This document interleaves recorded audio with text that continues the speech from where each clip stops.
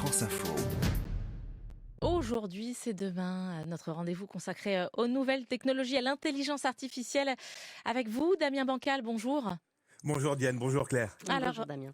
cette décision du 13 février, Damien, de la Cour européenne des droits de l'homme qui marque une étape significative dans le débat sur la vie privée numérique.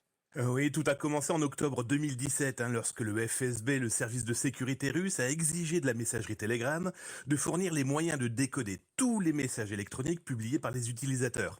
Alors, motif de la demande, 16 personnes étaient décédées dans un attentat à Saint-Pétersbourg.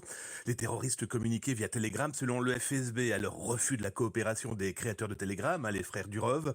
En conséquence, la Russie, alors membre du CADH, portait l'affaire devant la justice en 2019 avant de quitter l'institution 3 ans plus tard, laissant le dossier en suspens. Mais Damien, quel est donc le problème avec nos messageries ?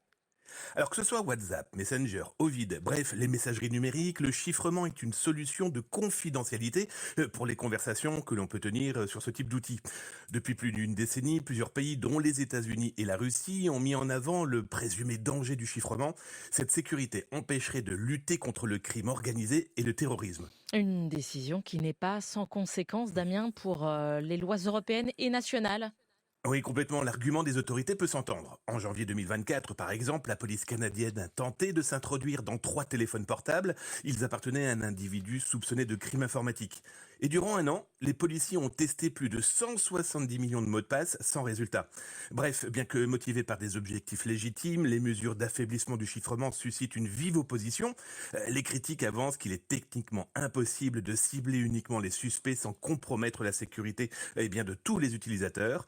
Bref, la Cour européenne des droits de l'homme a donc tranché, il y a risque de porter atteinte aux droits fondamentaux des citoyens. Merci.